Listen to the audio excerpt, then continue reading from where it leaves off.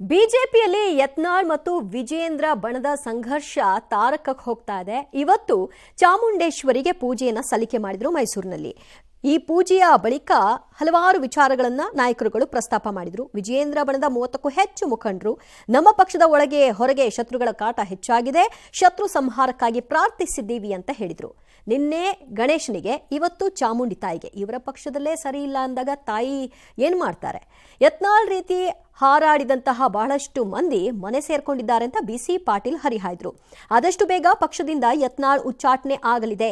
Yatnal black mail ಪಾಲಿಟಿಕ್ಸ್ಗೆ ನಾನು ಬೆದರಲ್ಲ ಅಂತ ರೇಣುಕಾಚಾರ್ಯ ಗುಡುಗಿದ್ರು. ಇದೇ ವೇಳೆ ಕಾರ್ಯಕರ್ತರು ಕೂಡ ಯತ್ನಾಳ್ ವಿರುದ್ಧ ಆಕ್ರೋಶ ವ್ಯಕ್ತಪಡಿಸಿದ್ರು.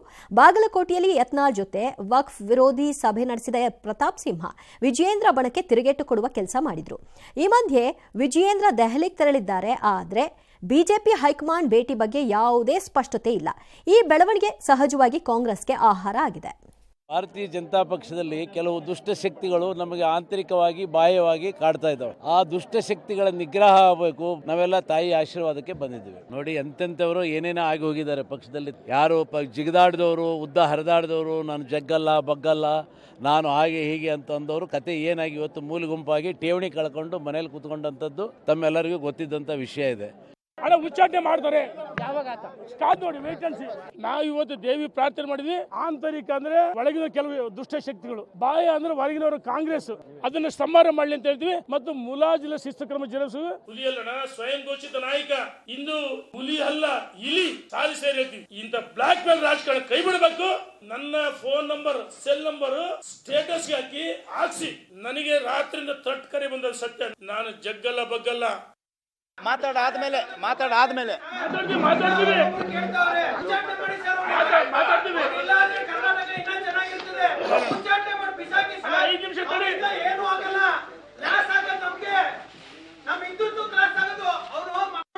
ಹಿಂದುತ್ವ ನಾಯಕ ಅವನ ಉಗಿದ ಆಚೆ ಆಟಿ.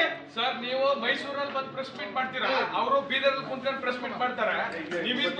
ಕಾರ್ಯಕರ್ತರಿಗೆ ನೋವಾಗಿದೆ. ಅಪ್ರಸ್ತುತ ವ್ಯಕ್ತಿಗಳ ವ್ಯರ್ಥ ಆಲಾಪನೆಗೆ ನಾವು ಉತ್ತರ ಕೊಡಕ್ಕಾಗಲ್ಲ. ಕಾಂಗ್ರೆಸ್ ಸರ್ಕಾರ 2023ರಲ್ಲಿ ಬಂದ ಕೂಡಲೇ ಹೂಗುಚ್ಚ ಹಿಡ್ಕೊಂಡು ಸಿದ್ದರಾಮಯ್ಯನವ್ರ ಮನೆ ಬಾಗಿಲಿಗೆ ಓಡೋಗಿದಂತಹ ಉಪಮುಖ್ಯಮಂತ್ರಿ DK ಶಿವಕುಮಾರ್ ಅವ್ರ ಮನೆ ಬಾಗಿಲಿಗೆ ಹೋಗಿ ಕಾಲಿಡ್ಕೊಂಡಂತ ವ್ಯಕ್ತಿಗಳಿಂದ ನಾವು ಪಕ್ಷನಿಷ್ಠೆ, ಸಿದ್ಧಾಂತ ಬದ್ಧತೆಯನ್ನ ನಾವು ಕಲಿಬೇಕಾದಿಲ್ಲ. ಶಿಸ್ತು ಯತ್ನಾಳ್ಗಿಲ್ಲ ಅಂತ ಹೇಗೆ ಹೇಳ್ತಾ ಇದ್ದೀರೋ ವಿಜಯೇಂದ್ರ ಬಣದವರು, ನಿಮಗೂ ಕೂಡ ಶಿಸ್ತಿಲ್ಲ. ಇಬ್ರು ಕೂಡ ಒಬ್ರಿಗೊಬ್ರು ಹಾದಿ ಬೀದಿಲಿ ಬಂದು ಬೈದಾಡ್ಕೊಳ್ತಾ ಇದ್ದೀರಿ. ಇದು ಶಿಸ್ತಿನ ಪಕ್ಷದ ಒಂದು ರೀತಿ ನೀತಿನ ಯೋಚನೆ ಮಾಡ್ಕೊಳ್ಳಿ. ಇನ್ನು ಈ ಉಚ್ಚಾಟನೆ ಬಗ್ಗೆ ರೇಣುಕಾಚಾರ್ಯ ಮಾತಾಡ್ತಾ ಇದ್ರಲ್ಲ, ಉಚ್ಚಾಟನೆ ನಿಮ್ಮ ಕೈಯಲ್ಲಿ ಇದ್ದಿದ್ರಾಗಿದ್ರೆ, ನೀವು ಹೇಳ್ದ ಹಾಗೆ ಗಡುವುಗಳಲ್ಲಿ ಆಗ್ಬಿಡುತ್ತೆ ಅನ್ನೋದಾಗಿದ್ದಿದ್ರೆ ಇಷ್ಟೊತ್ತಿಗೆ ಯತ್ನಾಳೋ ಈ ಹಂತಕ್ಕೆ ಮುಂದುವರಿತಾನೆ ಇರಲಿಲ್ಲ. ಯಾವಾಗಲೂ ಏನೋ ಒಂದು ಶಿಸ್ತು ಆಗೋಗಿರ್ತಾ ಇತ್ತು. ಇದೆಲ್ಲ ನೀವು ಅಂದ್ಕೊಂಡಷ್ಟು ಸುಲಭ ಅಲ್ಲ. ಆಮೇಲೆ ವಿಜಯೇಂದ್ರ ಅವರು ಡೆಲ್ಲಿಗೆ ಹೋಗಿದ್ದಾರೆ. ಡೆಲ್ಲಿ ನಾಯಕರು ಮಹಾರಾಷ್ಟ್ರದಲ್ಲಿ ಯಾರನ್ನ ಮುಖ್ಯಮಂತ್ರಿ ಮಾಡಬೇಕು ಅನ್ನೋ ಬ್ಯುಸಿಯಲ್ಲಿದ್ದಾರೆ. ನೀವು ಈಗ ಹೋಗಿ ಅವ್ರನ್ನ ಡಿಸ್ಟರ್ಬ್ ಮಾಡಿದ್ರೆ ನಿಮ್ಮ ಮಾತುಗಳನ್ನ ಕೇಳ್ತಾರಾ? ಅವರಲ್ಲಿ ಅಧಿಕಾರಕ್ಕೆ ಹೋಗಬೇಕು ಅನ್ನೋದ್ರ ಬಗ್ಗೆ ತಲೆ ಕೆಡಿಸ್ಕೊಳ್ತಾ ಇದ್ರೆ ನೀವಿಲ್ಲಿ ಬಡ್ದಾಡ್ಕೊಳ್ತಿರೋದನ್ನ ಅವ್ರ ಹತ್ರ ತೆಗೆದುಕೊಂಡು ಹೋದ್ರೆ, ಈಗ 3ನೇ ತಾರೀಕು ಬರ್ತಾರಲ್ಲ, ಅಲ್ಲಿ ಹೇಳ್ಕೊಳ್ಳಿ ಏನೇನು ಹೇಳ್ಕೋಬೇಕು ಎಲ್ಲನೂ. ಇನ್ನು ಮುಸ್ಲಿಮರ ಮತ ಹಕ್ಕು ರದ್ದು ಮಾಡಬೇಕು ಎಂಬ ವಿಶ್ವ ಒಕ್ಕಲಿಗರ ಮಠದ ಚಂದ್ರಶೇಖರನಾಥ ಸ್ವಾಮೀಜಿಯವರ ಹೇಳಿಕೆ ಸಂಬಂಧ ಪರ ವಿರೋಧ ಚರ್ಚೆಗಳು ನಡೀತಾ ಇದೆ. ಮಂಡ್ಯದ ಮದ್ದೂರಿನಲ್ಲಿ ಹೈವೇ ತಡೆದು ಒಕ್ಕಲಿಗರ ಸಂಘ ಪ್ರತಿಭಟನೆ ನಡೆಸಿದೆ. ಸ್ವಾಮೀಜಿ ಹೇಳಿಕೆಯಲ್ಲಿ ತಪ್ಪಿಲ್ಲ ಅಂತ ಬಿಜೆಪಿ ಹೇಳಿದೆ. ರಾಜ್ಯದಲ್ಲಿ ಅರಾಜಕತೆ ಆರಂಭವಾಗುವ ಆತಂಕವನ್ನ ಕುಮಾರಸ್ವಾಮಿ ಅವರು ವ್ಯಕ್ತಪಡಿಸಿದ್ದಾರೆ. ಆದರೆ ಸ್ವಾಮೀಜಿಗಳು ಕಾನೂನಿಗಿಂತ ದೊಡ್ಡವರಲ್ಲ. ಕ್ರಿಮಿನಲ್ ಕೆಲಸ ಮಾಡಿ ಜೈ ಶ್ರೀರಾಮ್ ಅಂದ್ರೆ ಎಲ್ಲ ಮುಚ್ಚಿ ಹೋಗುತ್ತಾ ಅಂತ ಪ್ರಿಯಾಂಕ್ ಖರ್ಗೆ ಅವರ ಪ್ರಶ್ನೆ. ಈ ಹಿಂದೆ ಬಾಲಗಂಗಾಧರನಾಥ ಸ್ವಾಮೀಜಿ ವಿರುದ್ಧ ಕೇಸ್ ಹಾಕಿದ್ ಯಾರಪ್ಪ ಅಂತ DCM ಮತ್ತು ಚಲೋರಾಯ ಸ್ವಾಮಿ ಇಬ್ರು ಕೇಳಿದ್ದಾರೆ. ಇದರ ಮಧ್ಯೆ ನನ್ನನ್ನ ಜೈಲಿಗೆ ಹಾಕ್ತಾರಾ? ಹಾಕ್ಲಿ ಬಿಡಿ ಅಂತ ಸ್ವಾಮೀಜಿ ಸವಾಲ್ ಹಾಕಿದ್ರು. ಪ್ರಿಯಾಂಕ್ ಖರ್ಗೆ ಮಾತಿಗೆ ಅಶೋಕ್ ಆಕ್ರೋಶ ಹೊರಹಾಕಿದ್ರು. ಸ್ವಾಮೀಜಿ ಕ್ರಿಮಿನಲ್ ಕೆಲಸ ಮಾಡಿಲ್ಲ, ಸ್ವಾಮೀಜಿಗಳ ಬಗ್ಗೆ ಕೀಳಾಗಿ ಮಾತನಾಡಿದ್ರೆ ಜನ ದಂಗೆ ಹೇಳ್ತಾರೆ ಅಂತ ಎಚ್ಚರಿಸಿದ್ದಾರೆ. ಇವರಿಗೆ ನೋಟಿಸ್ ತರಾತುರಿಲಿ ಕೊಟ್ಟಂತವ್ರು ನನ್ನ ಬಗ್ಗೆ ಜನಾಂಗೀಯ ಭಾಷೆ ಇವತ್ತಿನವರಿಗೆ ಏನಾದ್ರು ನೋಟಿಸ್ ಕೊಟ್ರ? ಕೇಸ್ ಆಗಿಲ್ಲ, ಅದು ಕಾರ್ತಿಕ್ ನೋಟಿಸ್ ಕೊಟ್ಟಿಲ್ಲ. ಈ ರಾಜ್ಯದಲ್ಲಿ ಯಾವ ರೀತಿ ಅರಾಜಕತೆ ಪ್ರಾರಂಭ ಆಗುತ್ತೆ ಕಾದ್ ನೋಡಿ. ಆ ಶ್ರೀಗಳು ಕೊಟ್ಟಂತ ಹೇಳಿಕೆ ಕಾನೂನಿನ ಚೌಕಟ್ಟಿನಲ್ಲಿ ಇದೆಯಾ ಇಲ್ವಾ? ಆಸ್ ಪರ್ ಮಿಸ್ಟರ್ ಅಶೋಕ್, ಜೈ ಶ್ರೀರಾಮ್ ಅಂದ ತಕ್ಷಣ ನಿಮ್ಮ ತಪ್ಪುಗಳು ಸರಿಯಾಗ್ಬಿಡುತ್ತಾ? ಚಂದ್ರಶೇಖರ್ ಸ್ವಾಮೀಜಿ ಅವರು ಮಾತಾಡಿದ್ದು ತಪ್ಪು. ಇದರಲ್ಲಿ ಯಾವ ದಾಕ್ಷಿಣ್ಯನೂ ಇಲ್ಲ. ಅವರು ಕ್ಷಮಾಪಣೆ ಕೇಳಿದ್ದಾರೆ, ಬಹಳ ಸಂತೋಷ. ಇಲ್ಲಿ ಅಶೋಕ್ ಅವರೇನೋ ಬೆಂಕಿ ಇಕ್ಬಿಟ್ಟು ಅದರಲ್ಲಿ ಬಿಡಿ ಸೇದ ಕೊಟ್ಬಿಟ್ಟಿದ್ದಾರೆ. ಬಾಲಗಂಗಾಧರ ಸ್ವಾಮೀಜಿ ಮೇಲೆ ಕೇಸ್ ರಿಜಿಸ್ಟರ್ ಆದಾಗ ಅಶೋಕ್ ಅಣ್ಣ ಎಲ್ಲಿಗೆ ಹೋಗಿದ್ದ?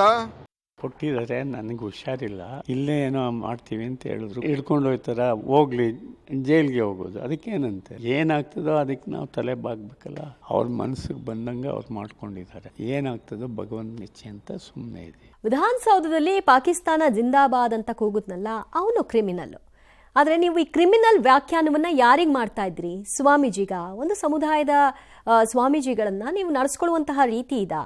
ಅವರ ಹೇಳಿಕೆಯಲ್ಲಿ ತಪ್ಪಾಗಿದ್ದರೆ ಅದಕ್ಕೆ ಕ್ಷಮೆ ಯಾಚಿಸಿದ್ದಾರೆ. ಅವರು ಕ್ಷಮೆ ಯಾಚಿಸಿದ ಮೇಲೂ ಕೂಡ ರಾಜಕಾರಣಿಗಳ ಮೇಲೆ ಸೇಡನ್ನು ಕಾರೋ ಹಾಗೆ, ದ್ವೇಷವನ್ನು ಕಾರೋ ಹಾಗೆ, ಇವರ ವಿರುದ್ಧವೂ ಕೂಡ ದ್ವೇಷ ಕಾರ್ತೀವಿ ಅನ್ನುವಂಥ ಹಂತಕ್ಕೆ ಹೋಗೋದು ಎಷ್ಟು ಸರಿ ಅನ್ನೋದನ್ನು ಬಹುಶಃ ನಾಯಕರುಗಳು ಅರ್ಥ ಮಾಡ್ಕೊಳ್ಬೇಕು ಅನಿಸುತ್ತೆ. ಇನ್ನು ಈ ಸಂದರ್ಭದಲ್ಲಿ ಬಾಲಗಂಗಾಧರನಾಥ ಸ್ವಾಮೀಜಿಗಳ ಮೇಲೆ ಅವ್ರು ಮಾಡಿರಲಿಲ್ವಾ, ಎಲ್ಲೋಗಿದ್ರು ಅಶೋಕಣ್ಣ ಅಂತ ಕೇಳ್ತಿದ್ದೀರಲ್ಲ, ಈ ಹೊತ್ತಲ್ಲಿ ಬೇಕಿತ್ತಾ ಅವರ ವಿಷಯವನ್ನು ಕೂಡ ಕೆದಕ್ಕೊಂಡು ಬರೋದು?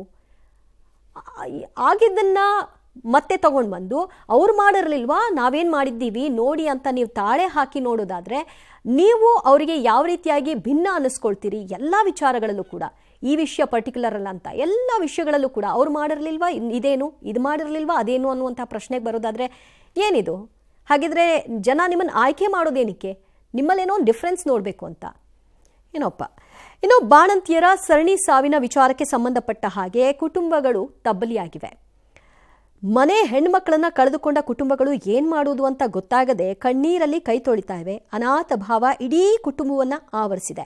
ಈ ಸರಣಿ ಸಾವುಗಳನ್ನ ಗಂಭೀರವಾಗಿ ಪರಿಗಣಿಸಿದ ಸಿಎಂ ಸಿದ್ದರಾಮಯ್ಯ ಉನ್ನತ ಮಟ್ಟದ ಸಭೆ ನಡೆಸಿದ್ರು. ಅಧಿಕಾರಿಗಳು ಕೊಟ್ಟ ವಿವರಣೆಗೆ ಗರಂ ಆದ್ರು. ಸಭೆ ಬಳಿಕ ಮಾತನಾಡಿದ ಸಿಎಂ, ವರದಿ ಪ್ರಕಾರ ಐವಿ ರಿಂಗರ್ ಲ್ಯಾಕ್ಟೇಟ್ ದ್ರಾವಣದ ಬಗ್ಗೆ ಶಂಕೆ ಇದೆ, ಇದನ್ನ ಉತ್ಪಾದಿಸಿದ ಕಂಪನಿಯನ್ನ ಕಪ್ಪು ಪಟ್ಟಿಗೆ ಸೇರಿಸ್ತೀವಿ ಅಂದ್ರು. ಮೃತರ ಕುಟುಂಬಗಳಿಗೆ ಸರ್ಕಾರದಿಂದ 2 ಲಕ್ಷ ಪರಿಹಾರ ಪ್ರಕಟಿಸಿದ್ರು. ಈ ಮಧ್ಯೆ ಈವರೆಗೂ ಸಚಿವರು ಬಳ್ಳಾರಿಗೆ ಭೇಟಿ ಕೊಡದ ಬಗ್ಗೆ ಕುಮಾರಸ್ವಾಮಿ ಆಕ್ರೋಶ ಹೊರಹಾಕಿದ್ರು. ಇದಕ್ಕೆ ಸಚಿವರು ಸ್ಥಳಕ್ಕೆ ಹೋಗಿಲ್ಲ ಅಂದ ಮಾತ್ರಕ್ಕೆ ನಮ್ಮ ಜವಾಬ್ದಾರಿ ಇಲ್ಲ ಅಂತಲ್ಲ ಅಂತ ಸಚಿವೆ ಹೆಬ್ಬಾಳ್ಕರ್ ಸಮಜಾಯಿಷಿ ಕೊಟ್ಟರು. ಇನ್ನು ಬಾಣಂತಿಯರ ಸರಣಿ ಸಾವಿನ ಬಗ್ಗೆ ಲೋಕಾಯುಕ್ತ ಸುಮೋಟೋ ಕೇಸ್ ದಾಖಲಿಸಿಕೊಂಡಿದೆ. 1 ತಿಂಗಳಲ್ಲಿ ವರದಿ ನೀಡುವಂತೆ ಬಳ್ಳಾರಿ ಡಿಸಿ ಮತ್ತು ಆರೋಗ್ಯ ಇಲಾಖೆ ಅಧಿಕಾರಿಗಳಿಗೆ ನೋಟಿಸ್ ನೀಡಿದೆ. ಅತ್ತ ಲೋಕಾಯುಕ್ತ ದಾಳಿ ವೇಳೆ ಬೆಳಗಾವಿಯ ಜಿಲ್ಲಾ ಔಷಧ ಉಗ್ರಾಣದಲ್ಲಿ ರಿಂಗರ್ ಲ್ಯಾಕ್ಟೇಟ್ ಐವಿ ಗ್ಲೂಕೋಸ್ನ 10 ಬಾಕ್ಸ್ಗಳು ಪತ್ತೆಯಾಗಿದೆ. ಎಕ್ಸ್ಪರ್ಟ್ಸ್ ಕಮಿಟಿಯನ್ನು ಮಾಡಿದ್ದಾರೆ, ಅವರು ಒಂದು ವರದಿಯನ್ನು ಕೂಡ ಕೊಟ್ಟಿದ್ದಾರೆ. ರಿಂಗರ್ ಲ್ಯಾಕ್ಟೇಟ್ ಅದು ಸಪ್ಲೈ ಮಾಡಿದವರು ಶಿವಮೊಗ್ಗ ಫಾರ್ಮಾಸ್ಯೂಟಿಕಲ್ ಕಂಪನಿ. ಸ್ವಲ್ಪ ಸಂಶಯಗಳು ಕಾಣಿಸ್ತವೆ, ಇದನ್ನ ಬ್ಲಾಕ್ ಲಿಸ್ಟ್ ಹಾಕಬೇಕು ಅಂತ ಹೇಳಿ ಈಗೆಲ್ಲ ಡ್ರಗ್ ಕಂಟ್ರೋಲ್ ಇಲಾಖೆನ ರೀಸ್ಟ್ರಕ್ಚರ್ ಮಾಡಬೇಕು ಅಂತ ಹೇಳಿದ್ರು. ಏನಾದರೂ ಸಿದ್ದರಾಮಯ್ಯ ಸರ್ಕಾರಕ್ಕೆ ಮಂತ್ರಿಗಳಿಗೆ ಏನಾದರೂ ಮಾನ ಮರ್ಯಾದೆ ಇದೆಯಾ? ಅಲ್ಲಿರೋ ಬಳ್ಳಾರಿಯಲ್ಲಿ ಹೇಗೆ ಆಗ್ತಕ್ಕಂಥ ಸಂದರ್ಭದಲ್ಲಿ ಆ ಕಳಪೆ ಗ್ಲೂಕೋಸ್ಬಿಟ್ಟು 4 ಜನ 5 ಜನ 50 ತಾಯಿಗಳು ಸತ್ತಿದ್ದಾರೆ. ಯಾವನಾದರೂ ಒಬ್ಬ ಮುಖ್ಯಮಂತ್ರಿಗಳನ್ನು ಒಳಗೊಂಡಂತೆ ಯಾರು ಧ್ವನಿ ಎತ್ತಿದ್ರ ಆ ಕುಟುಂಬದ ಪರವಾಗಿ? ನಾನು ಭೇಟಿ ಕೊಟ್ಟಿಲ್ಲ ಅಂತ ಹೇಳಲಿಕ್ಕೆ ಬರೋದಿಲ್ಲ. ನಾವೆಲ್ಲ ಮಾತಾಡಿದ್ದೀವಿ, ಇದನ್ನು ಹಗುರವಾಗಿ ಪರಿಗಣಿಸೋದು ಪ್ರಮೇನೇ ಇಲ್ಲ. ಸರ್ಕಾರಕ್ಕೆ ಜವಾಬ್ದಾರಿ ಇದೆ, ಅದೇ ರೀತಿ ನಮಗೂ ಕೂಡ ಜವಾಬ್ದಾರಿ ಇದೆ. ಯಾರ್ಯಾರು ತಪ್ಪಿತಸ್ಥರಿದ್ದಾರೆ ಸ್ಪಾಟ್ ಮೇಲೆ ಡಿಸಿಷನ್ ಆಗುತ್ತೆ ಇವತ್ತು. ರೈಟ್. ಈ ಸಭೆಯಲ್ಲಿ ತೆಗೆದುಕೊಂಡಂತಹ ಕೆಲವೊಂದಷ್ಟು ನಿರ್ಧಾರಗಳು, ನಿರ್ಣಯಗಳನ್ನ ನಾನು ಪಾಯಿಂಟ್ ಔಟ್ ಮಾಡ್ಬಿಡ್ತೀನಿ, ಆಮೇಲೆ ಯಾಕೆ ಹೇಳ್ತಿದ್ದೀನಿ ಅಂತ ಹೇಳ್ತೀನಿ. ಕಂಪ್ನಿನ ಬ್ಲ್ಯಾಕ್ ಲಿಸ್ಟ್ಗೆ ಹಾಕಬೇಕು ಅಂತ ಡಿಸೈಡ್ ಮಾಡಿದ್ದಾರೆ. ಕಂಪ್ನಿ ವಿರುದ್ಧ ವಿಚಾರಣೆ ಮಾಡಬೇಕು ಅಂತ ಸಿಎಂ ಸೂಚನೆ ಕೊಟ್ಟಿದ್ದಾರೆ. ಡ್ರಗ್ ಕಂಟ್ರೋಲರ್ ಮೂಲಕ ಈ ಕಂಪ್ನಿ ಸಪ್ಲೈ ಮಾಡ್ತಿತ್ತು. ಡ್ರಗ್ ಕಂಟ್ರೋಲರ್ ಸರಿಯಾಗಿ ದ್ರಾವಣ ಟೆಸ್ಟ್ ಮಾಡಿಸಿರಲಿಲ್ಲ, ಕಂಟ್ರೋಲರ್ನ ಅಮಾನತು ಮಾಡಿ ಅಂತ ಕೂಡ ಹೇಳಿದ್ದಾರೆ. ಇದರ ಜೊತೆಗೆ ಕರ್ನಾಟಕ ಸ್ಟೇಟ್ ಮೆಡಿಕಲ್ ಸಪ್ಲೈ ಕಾರ್ಪೊರೇಟ್ನ ಎಂಡಿ ವಿರುದ್ಧವೂ ಕೂಡ ಇಲಾಖಾ ವಿಚಾರಣೆ ನಡೆಸೋದಕ್ಕೆ ನೋಟಿಸ್ ಕೊಡಲು ಸಿಎಂ ಸೂಚನೆ ಕೊಟ್ಟಿದ್ದಾರೆ.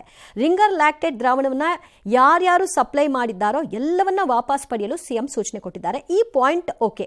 ಡೌಟ್ ಇದೆ ಅಂತ ಅಂದಾಗ ಅದನ್ನ ಸಪ್ಲೈ ಮಾಡೋದು ಇನ್ನೂ ಒಂದಷ್ಟು ಜನಕ್ಕೆ ಕೊಟ್ಟು ಏನಾದರೂ ಸಮಸ್ಯೆ ಆದಾಗ ಏನು ಮಾಡ್ತಿದ್ರಿ ಅಂತ ಅನ್ನಿಸ್ಕೊಳ್ಳೋದು ಬೇಡ ಅಂತ ಅದನ್ನ ತಡೆದಿದ್ದೀರಿ.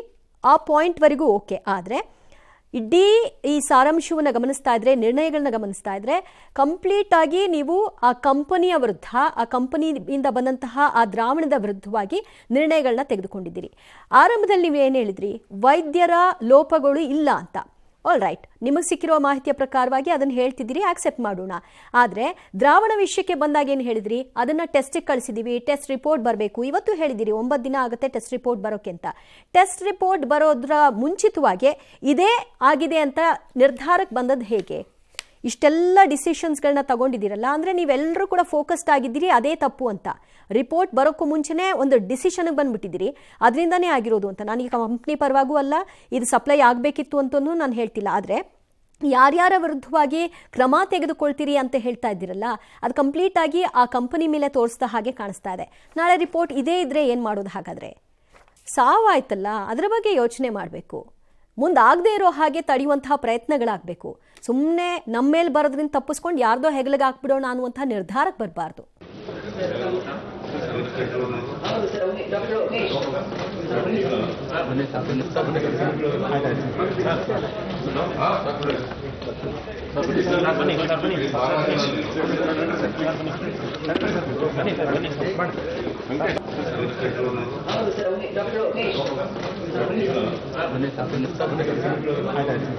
ಇನ್ನು ವಯನಾಡಿನ ನೂತನ ಸಂಸದೆ ಪ್ರಿಯಾಂಕಾ ವಾದ್ರಾ ಸಹೋದರ ರಾಹುಲ್ ಗಾಂಧಿ ಜೊತೆಗೂಡಿ ಕ್ಷೇತ್ರ ಪ್ರವಾಸವನ್ನ ಕೈಗೊಂಡ್ರು. ಈ ವೇಳೆ ಬೆಂಬಲಿಗರನ್ನ ಉದ್ದೇಶಿಸಿ ಮಾತನಾಡಿದ ಪ್ರಿಯಾಂಕಾ ವಾದ್ರಾ, ಬಂಡೀಪುರದಲ್ಲಿ ರಾತ್ರಿ ಸಂಚಾರಕ್ಕೆ ಅವಕಾಶ ಕೊಡುವುದೇ ನನ್ನ ಗುರಿ ಅಂತ ವಾಗ್ದಾನ ಮಾಡಿಬಿಟ್ರು. ಬಂಡೀಪುರ ಭಾಗದಲ್ಲಿ ರಾತ್ರಿ ಸಂಚಾರಕ್ಕೆ ಅವಕಾಶ ಇಲ್ಲದಿರೋದ್ರಿಂದ ನಿಮ್ಗೆ ಎಷ್ಟು ಸಮಸ್ಯೆ ಆಗ್ತಿದೆ ಅನ್ನೋದು ನಾನ್ ಬಲ್ಲೆ. ಈ ವಿಷಯ ನನಗ್ ಬಿಡಿ, ಈ ಸಮಸ್ಯೆ ಇತ್ಯರ್ಥ ಮಾಡುವುದೇ ನನ್ನ ಗುರಿ ಅಂತ ಭರವಸೆಯನ್ನ ಕೊಟ್ಟಿದ್ದಾರೆ. ಇದು ಚರ್ಚೆಗೆ ಗ್ರಾಸವಾಗಿದೆ. And the big problems you face of the night ban and of the man-animal conflict, it is going to be my mission. Many of these problems as we can. And the big problems you face of the night ban and of the man-animal conflict, it is going to be my mission. Many of these problems as we can. ಇದೇ ವಿಚಾರ ಚುನಾವಣಾ ಪ್ರಚಾರದ ಸಂದರ್ಭದಲ್ಲೂ ಕೂಡ ರಾಹುಲ್ ಗಾಂಧಿ ಎತ್ತಿದಾಗ ಆಗಲೂ ಕೂಡ ದೊಡ್ಡ ವಿಷಯವಾಗಿ ಇದು ಚರ್ಚೆಯಾಗಿತ್ತು. ಹೆಂಗ್ ಮಾಡ್ತೀರಿ? ಕಾನೂನಿನ ವಿರುದ್ಧವಾಗಿ ಹೋಗ್ತೀರಾ? ಈಗಾಗಲೇ ಕೋರ್ಟ್ ಡಿಸಿಷನ್ ಮೇಲೆ 2009ರಲ್ಲಿ ತೆಗೆದುಕೊಂಡಂತಹ ನಿರ್ಧಾರ ಇದು.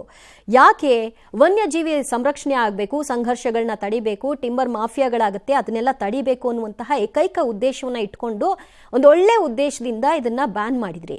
ಈಗ ಯಾರೋ ಒಬ್ಬರಿಗೆ ಅನುಕೂಲ ಆಗಬೇಕು ಅಂತ ಪ್ರಾಣಿಗಳನ್ನ ಬಲಿ ಕೊಡ್ತೀರಾ? ಅಲ್ಲಾಗುವ ಮಾಫಿಯಾಗಳಿಗೆ ಅವಕಾಶವನ್ನು ಮಾಡಿಕೊಡ್ತೀರಾ?